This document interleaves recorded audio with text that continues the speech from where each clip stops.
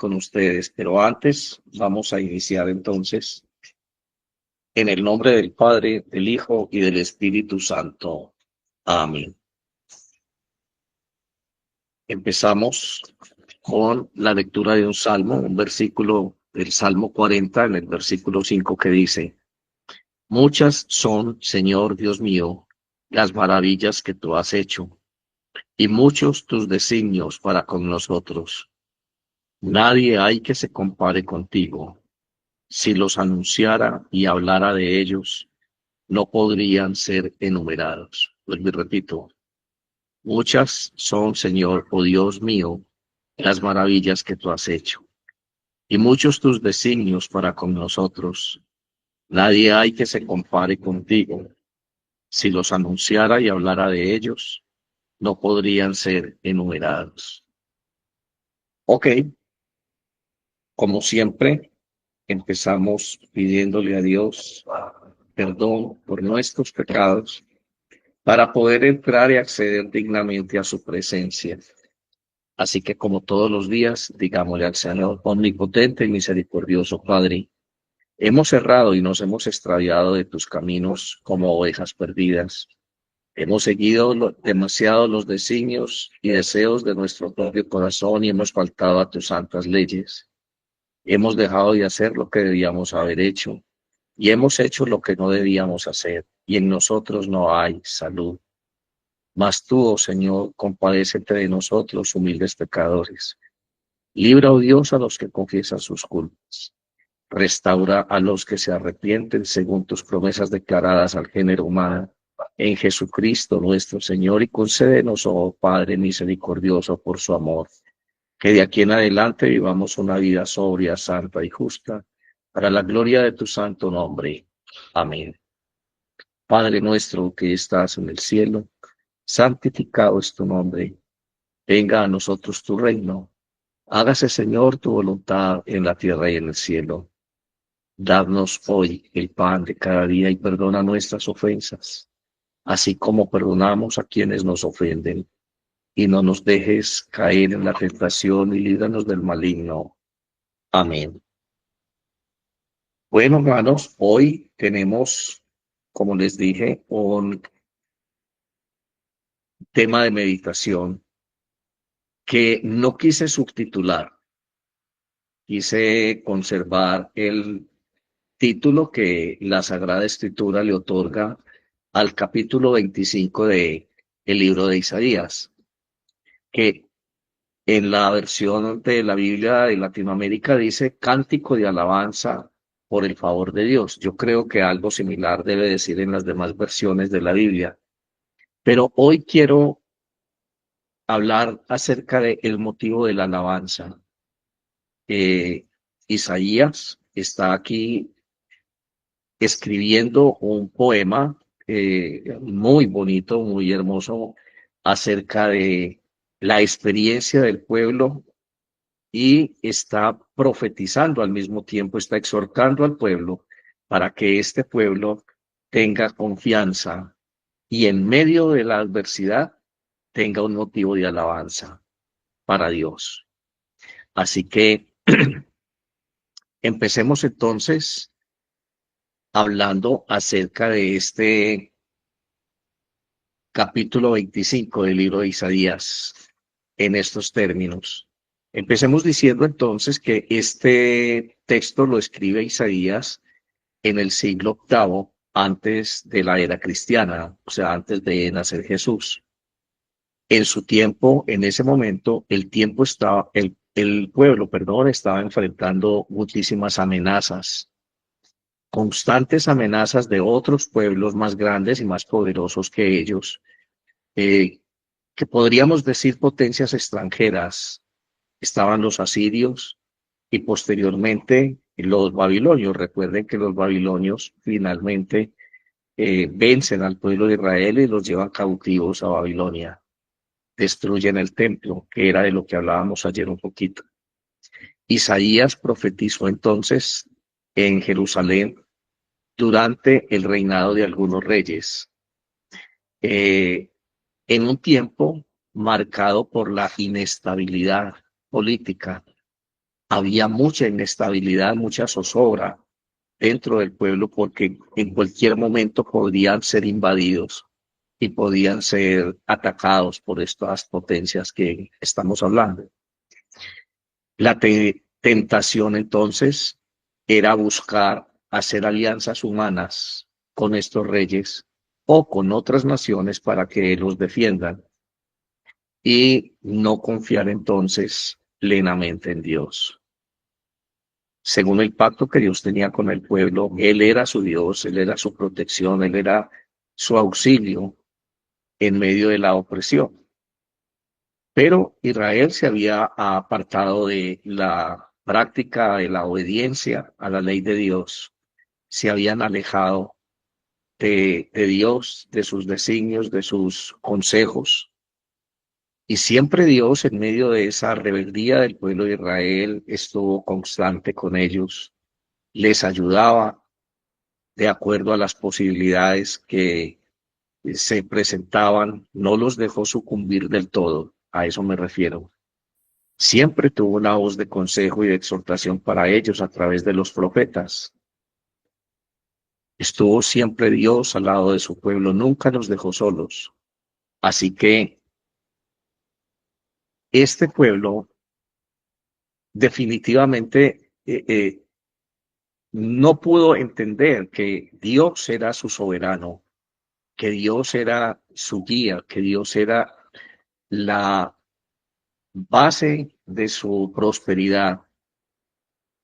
Ellos, ante estas circunstancias difíciles que estaban viviendo, estas amenazas inminentes de estos pueblos extranjeros, de los asirios y los babilonios, hacían o hicieron lo que otras naciones hacían en circunstancias similares, alianzas con naciones menos poderosas, pero al hacer estas alianzas ya eran un pueblo muy grande, muy numeroso y entre todos entonces podían enfrentar la agresión de estas naciones grandes. Obviamente eso tenía un costo y hacer estas alianzas tenía un costo económico bastante fuerte para Israel. Así que, como quiera que sea, era una desgracia porque había que subir la base de la tributación. El reino tenía que pagar o la nación tenía que pagarle a este apoyo militar a las demás naciones con quienes se aliaban y así sucesivamente. Bueno, este mensaje responde a la experiencia concreta de opresión y peligro que ya estamos mencionando y proclama este mensaje del versículo 25 de del capítulo 25 de Isaías, perdón, la esperanza por la liberación y la restauración del pueblo, las promesas de salvación y victoria sobre la muerte adquieren un significado profundo en medio de la angustia, la expectativa de un futuro mejor bajo el reinado justo de Dios. Vamos a contextualizar un poco esta experiencia de Israel con nosotros. ¿Quién de nosotros no está experimentando angustia? ¿Quién no está experimentando temor por el asedio de sus enemigos?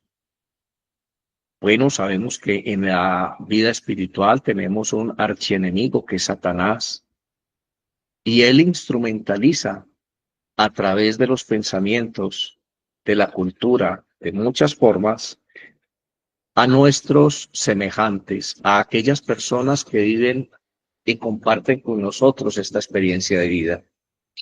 Algunos lo hacen de muy buena intención y están con nosotros a nuestro lado ayudándonos en cada circunstancia que se nos presenta, pero otros, por el contrario, son aquellas personas que se nos oponen, aquellas personas que se vuelven antagónicas en cada circunstancia que estamos pasando.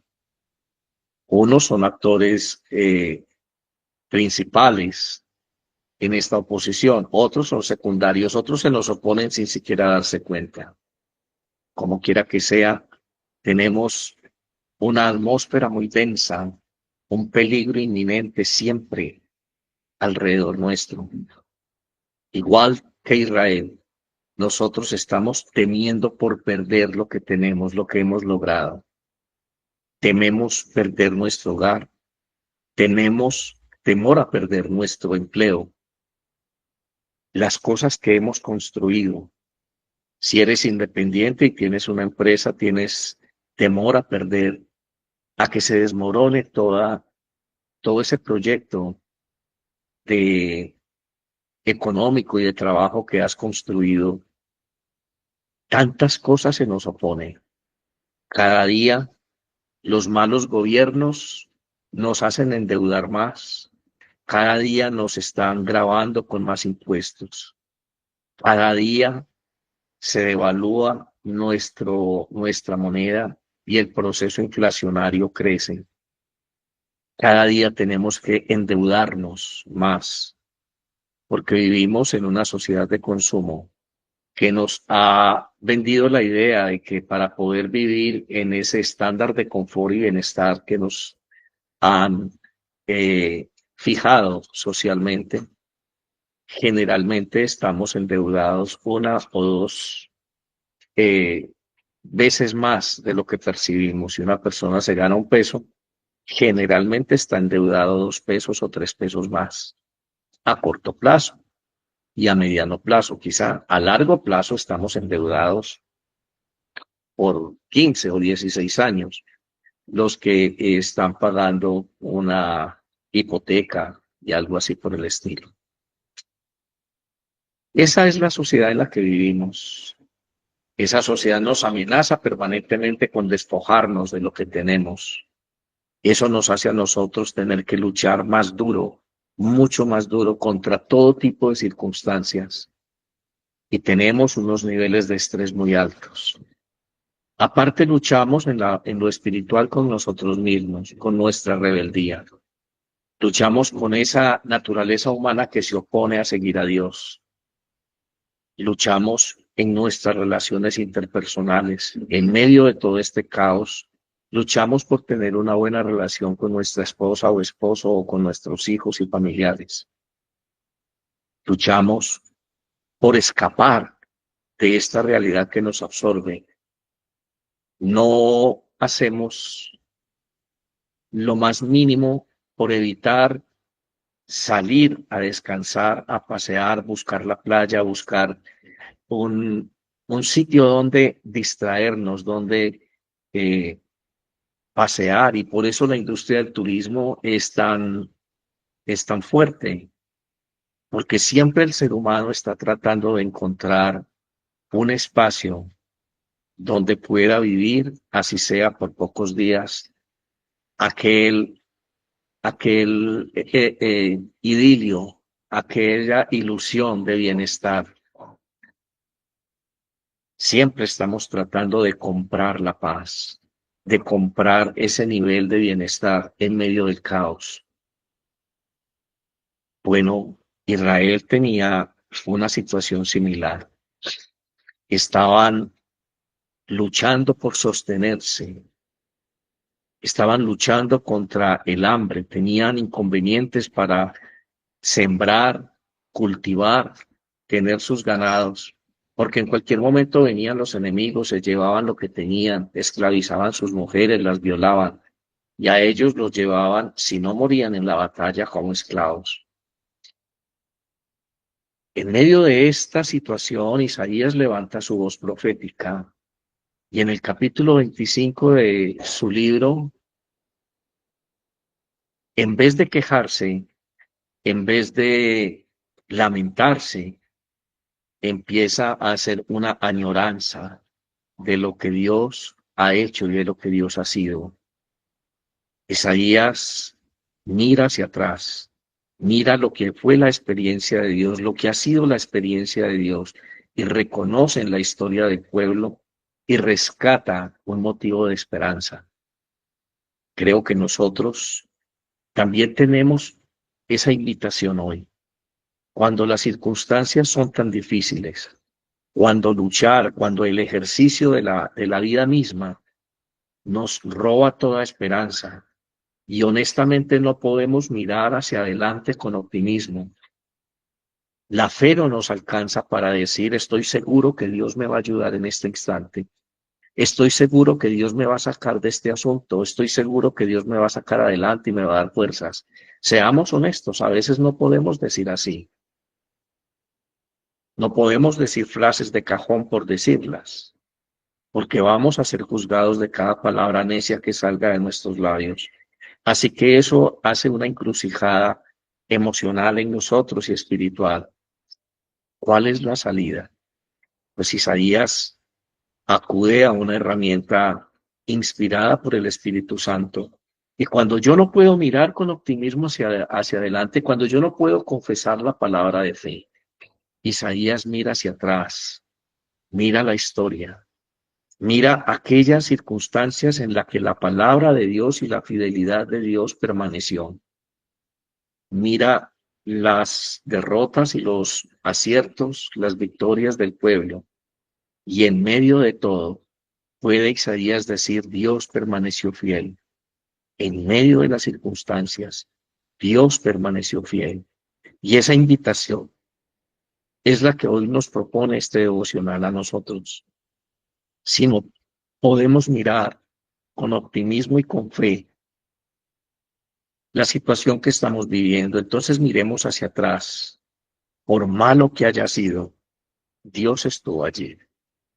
Por mala que haya sido la circunstancia, siempre tuviste un techo, siempre tuviste un plato de comida en la mesa, como haya sido, siempre tuviste ropa para cubrir tu cuerpo, siempre encontraste una salida o aprendiste o tuviste fuerza para resistir las consecuencias de lo que no podías solucionar.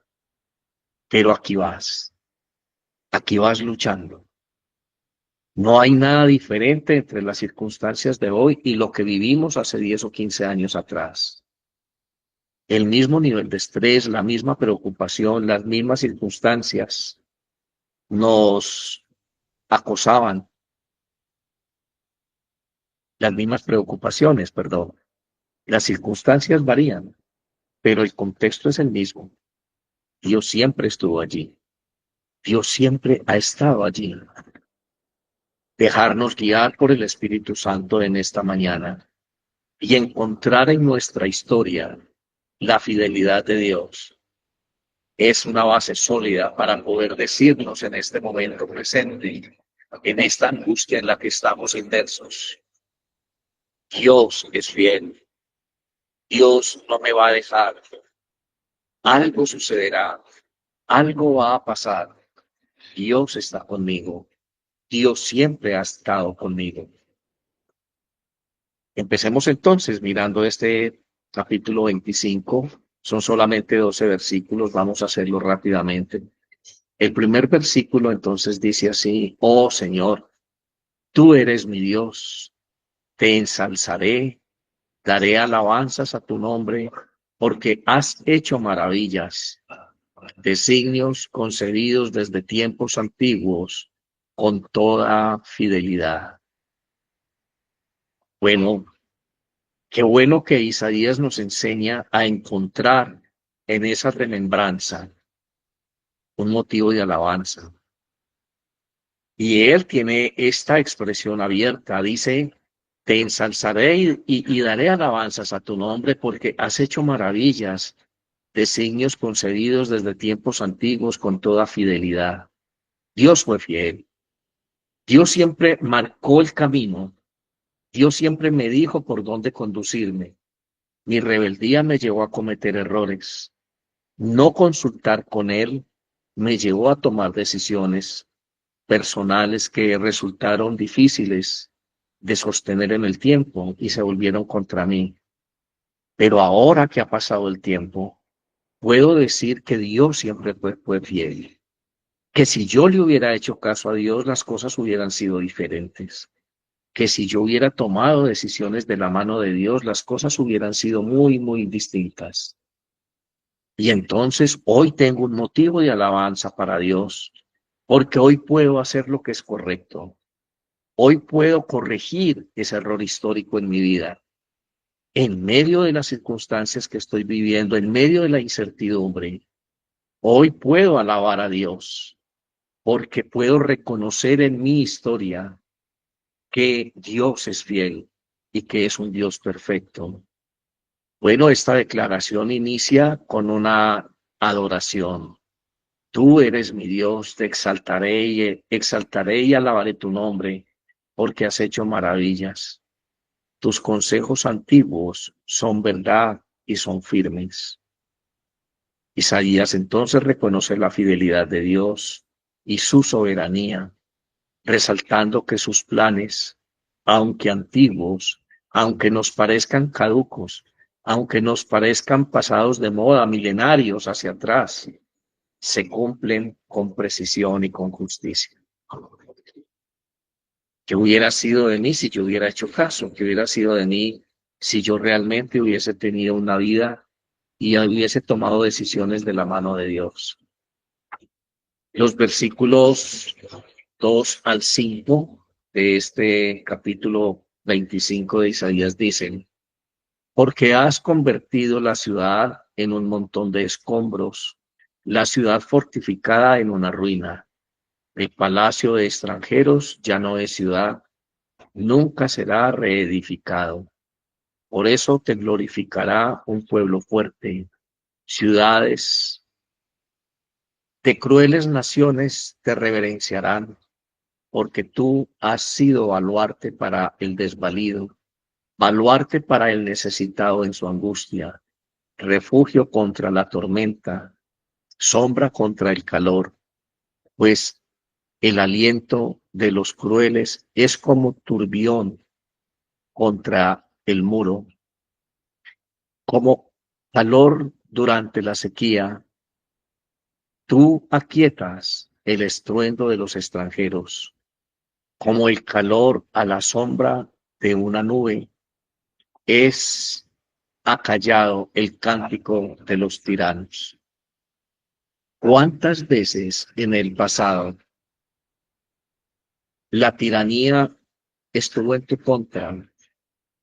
¿Cuántas veces viste que por más que quisieron estas ciudades, como lo dice él poéticamente aquí, estas fortalezas, ese lugar donde habitaban tus oponentes, no pudo prevalecer porque Dios estaba contigo?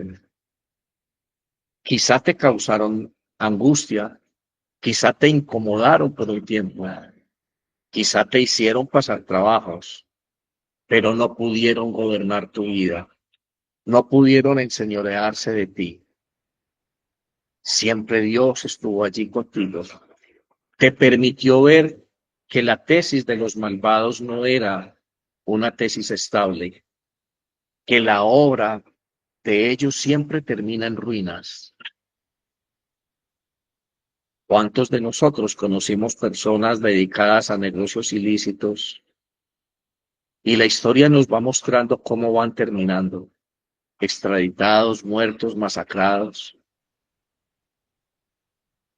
¿Cuántos de nosotros vemos algunas otras personas, no necesariamente de este grupo, que creen que haciendo el mal pueden conseguir bienestar y subyugando a otros pueden conseguir sus propósitos?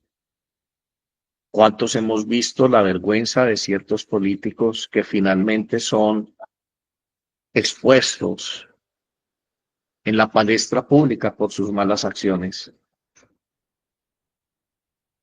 Acerquémonos un poco más. ¿Cuántas personas que intentaron hacernos daño ahora no están mucho mejor en algunos aspectos de lo que estamos nosotros? Dios está allí contigo. Si Dios no te ha puesto en un lugar de más abundancia, en una posición de más relevancia, ha sido porque hemos fallado administrando lo que Él nos ha permitido administrar. Estamos sujetos a sus leyes. Dios nos dice que si somos fieles administradores en lo poco, Él nos va a poner en lo mucho. Pero si somos malos administradores, aún lo poco que tenemos se nos va a quitar. Él quiere que los talentos que te dio los utilices para crecimiento tuyo, nuestro y para su gloria. Dios no quiere un pueblo pobre, sometido y subyugado. Mío es el oro y la plata, dice el Señor. Su gloria está sobre ti, hermano. Solo que hoy podamos levantar nuestra mirada, mirar el pasado, decir justamente, ha sucedido en mi vida lo que tuvo que haber sucedido para que yo aprendiera. Y hoy todavía tengo fuerzas.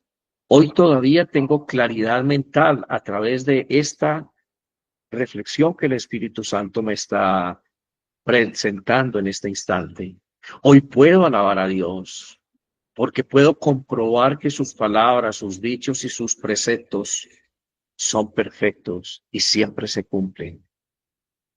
No tengo por qué vivir esta circunstancia. No tengo por qué vivir este caos y vivir temiendo siempre el acecho de los enemigos. Voy a corregir esto. Voy a cambiar mi forma de pensar. Voy a cambiar mi actitud. Me voy a negar a mí mismo. Voy a empezar a hacer de Dios el principio único y general de mi vida. En estos versículos que acabamos de leer, el profeta describe cómo Dios ha destruido ciudades poderosas, fortalezas de enemigos, transformando lugares imponentes en ruinas. Esto no solo representa la caída de los adversarios históricos de Israel, sino que también representa el triunfo de la justicia divina sobre la arrogancia y la violencia. Isaías resalta que Dios es refugio para el pobre, amparo para el necesitado en su aflicción, abrigo contra la tempestad, sombra contra el calor. Es decir, el Señor se muestra como protector de los vulnerables y de los marginados. Siempre ha sido así. Siempre Dios ha estado así, actuando con quienes le necesitamos. Pensemos en esto. Isaías sigue escribiendo este versículo y entre los versículos, este capítulo, perdón, y entre los versículos 6 y 8, escribe lo más hermoso, lo más sublime que se haya podido profetizar en todo el Antiguo Testamento. Es una profecía mesiánica. Dice, el Señor de los ejércitos preparará. En este monte se está refiriendo siempre al monte de Sión, para todos los pueblos, un banquete de manjares suculentos, un banquete de vino añejo, pedazos escogidos con tuétano y vino añejo refinado. Y destruirá en este monte la cobertura que cubre todos los pueblos, el velo que está extendido sobre todas las naciones. Él destruirá la muerte para siempre.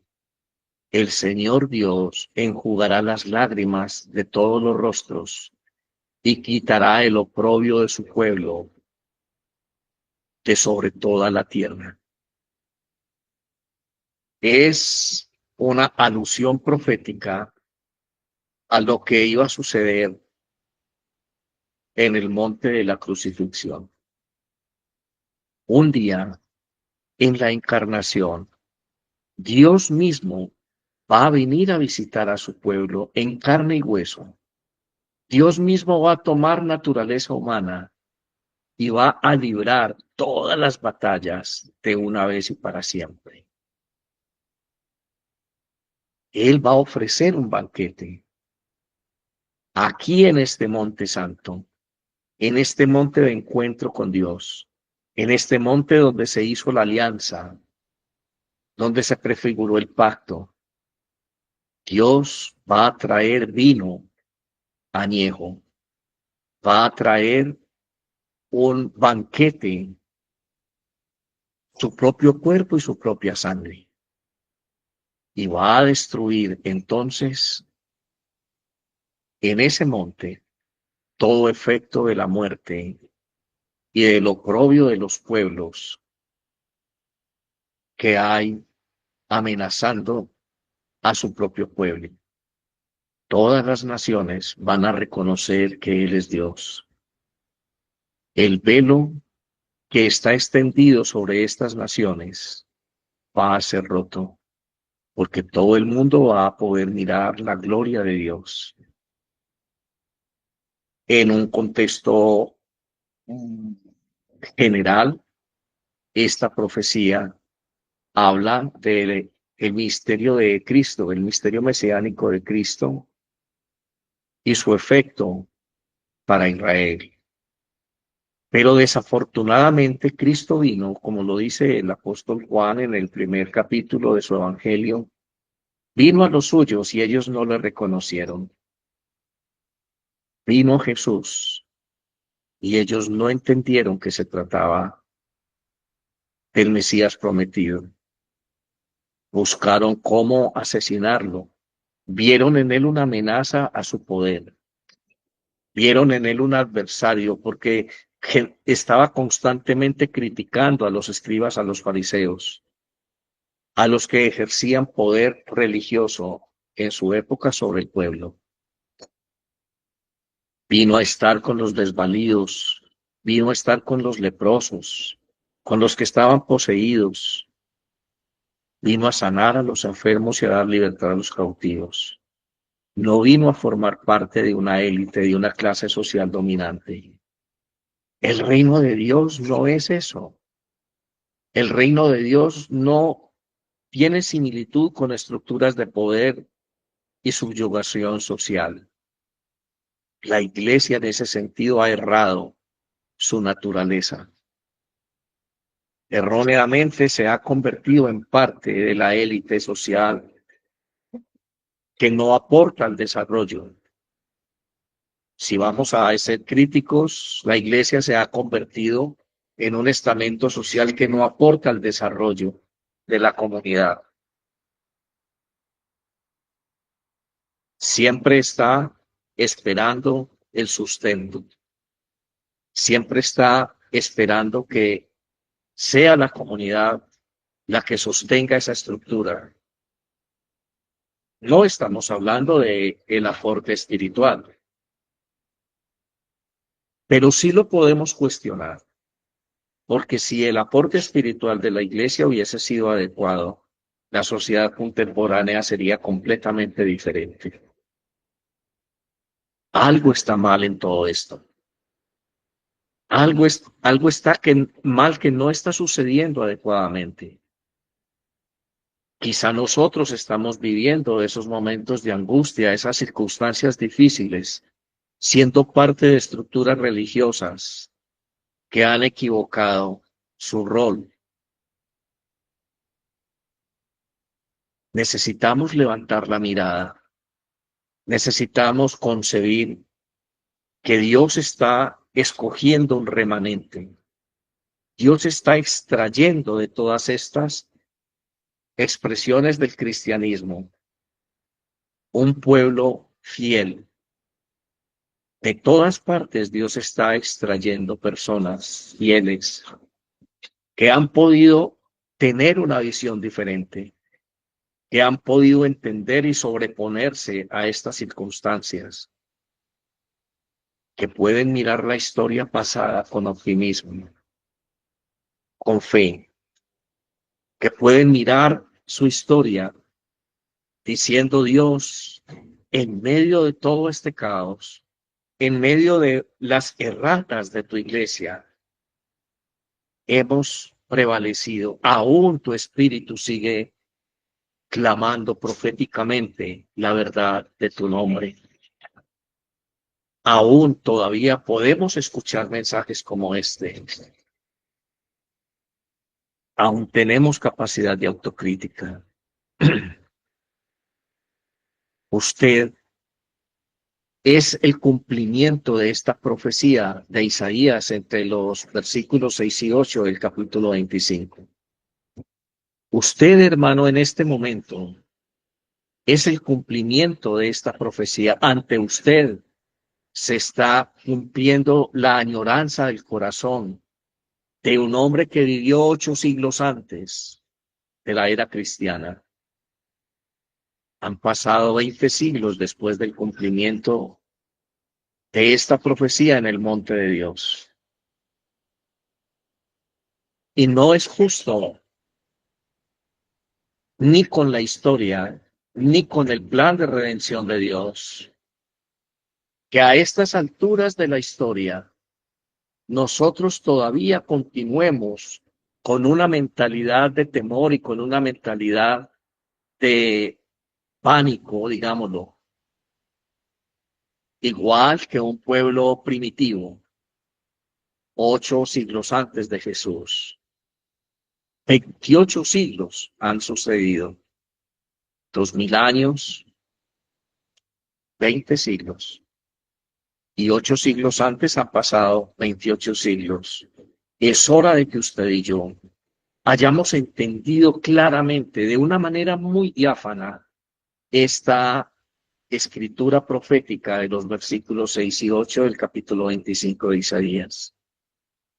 ¿Cuánto hubieran dado ellos por poder degustar, como usted y yo en este momento, el ministerio de Cristo? La consecuencia real de la cruz. Poder comprobar que Él venció la muerte, que todos nuestros enemigos están vencidos. Poder decirse a sí mismo, soy un hijo de Dios por el ministerio de Cristo. Soy un príncipe del cielo en la tierra y tengo facultad para hollar serpientes y escorpiones. Estoy llamado a tener la mente de Cristo. Estoy llamado a continuar con mi vida el ministerio de Cristo, a continuar estableciendo el reino de Dios en este mundo. Cuando yo pienso en esa categoría, hermanos, me sorprende que todavía persistan en mí pensamientos de miedo y de temor, de angustia. Me sorprende que una subcultura diabólica todavía esté diciendo en mi mente que estoy embrujado, que estoy lleno de maldiciones, que estoy siendo gobernado por Satanás. Y no estamos diciendo que eso no pueda pasar, sí puede pasar, pero obviamente está sucediendo en quienes no conocen a Cristo, en quienes no tienen este nivel de revelación que usted y yo tenemos.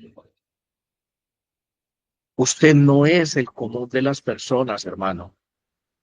Usted está en un nivel especial de comunión con Dios. Lejos de su mente deberían estar estos pensamientos de derrota, de temor, de angustia. La clave la tenemos enmarcada en la enseñanza de Cristo. Allí donde está tu corazón, allí está tu tesoro. O al contrario, allí donde está tu tesoro, está tu corazón.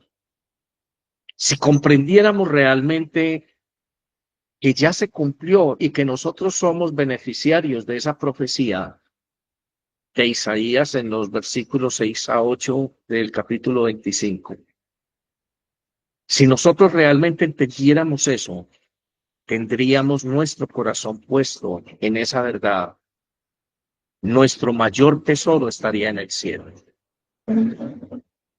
Tendríamos nuestro corazón puesto en las cosas de arriba y no estaríamos angustiados por perder posesiones materiales en este mundo. Estaríamos muy claros que un día vamos a ser llamados a la presencia de Dios y que nada de lo que tengamos en este mundo lo vamos a poder llevar con nosotros.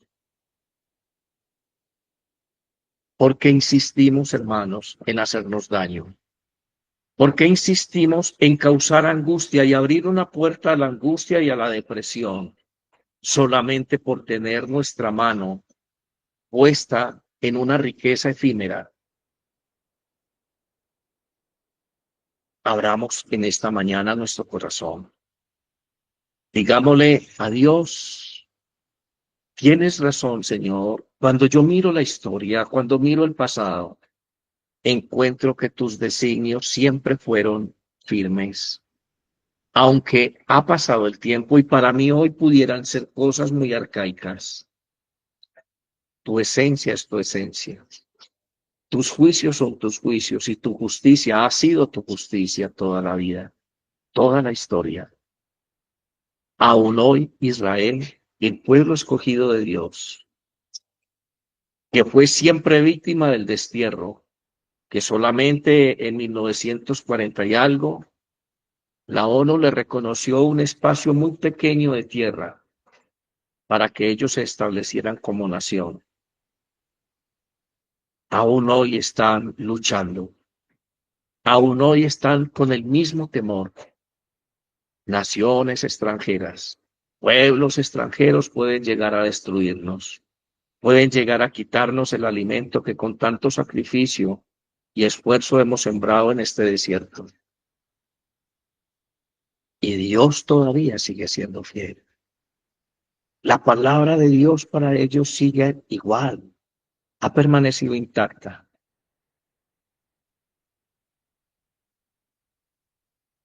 ¿Qué hay de ti y de mí?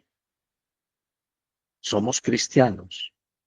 Nosotros, a diferencia de ellos, podemos encontrar esa riqueza del cumplimiento de todas sus profecías antiguas en la persona de Cristo.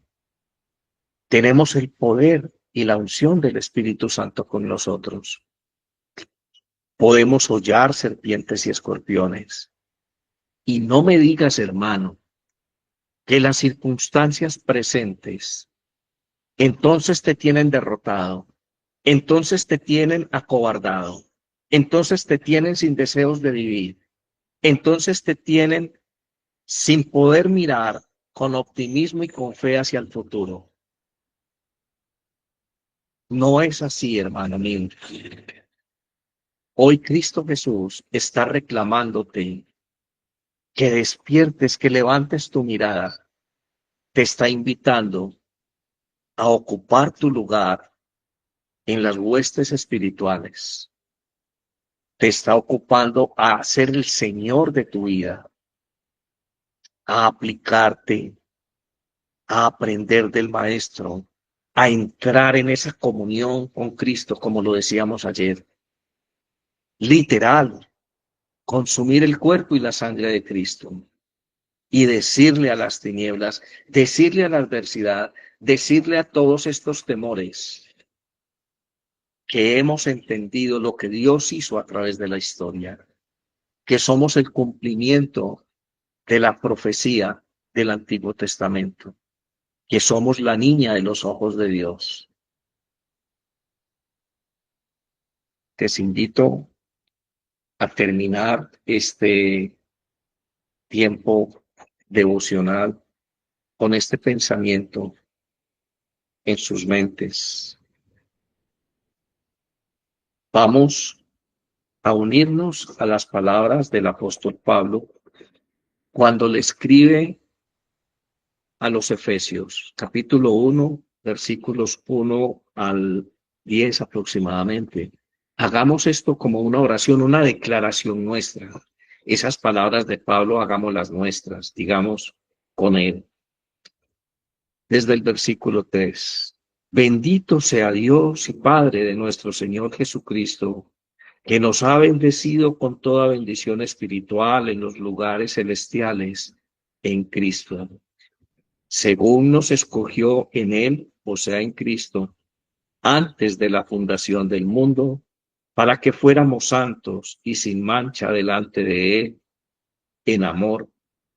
Nos predestinó para adopción como hijos para sí, mediante Jesucristo, conforme al beneplácito de su voluntad, para que alabanza, para alabanza de la gloria de su gracia que gratuitamente ha impartido sobre nosotros en el amado, o sea, en Cristo.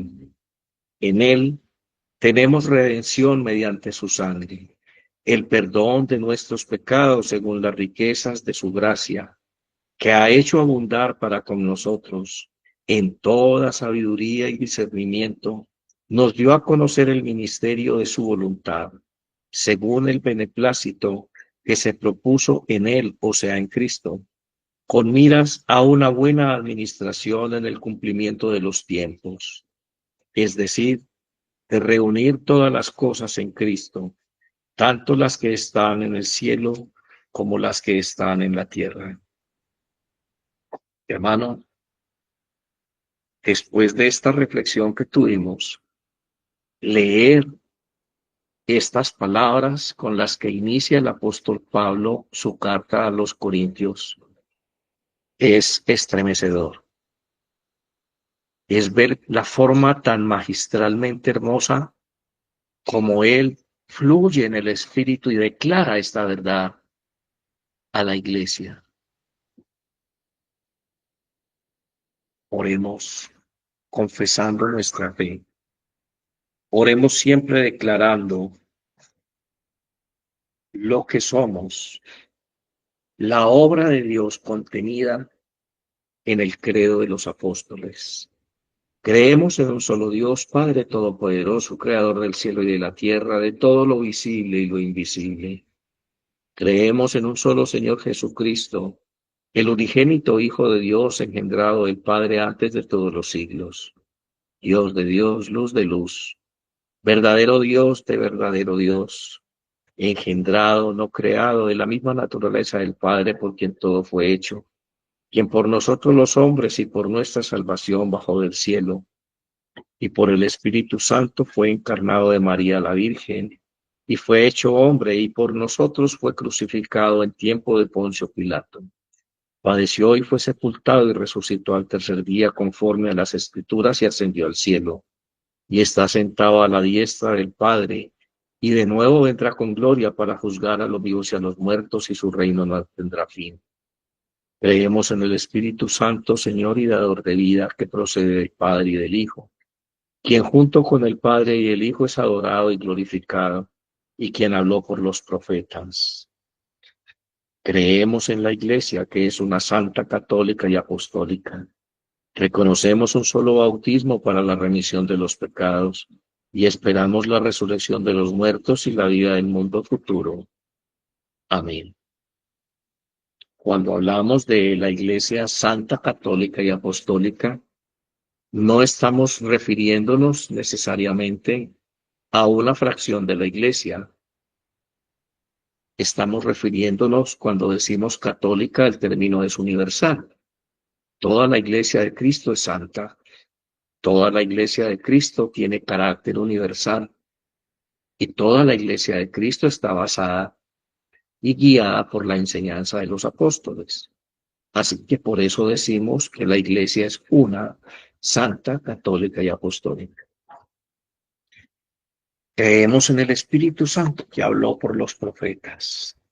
¿Creen ustedes que fue el Espíritu Santo el que inspiró las palabras del profeta Isaías en este capítulo 25 de su libro? Yo lo creo.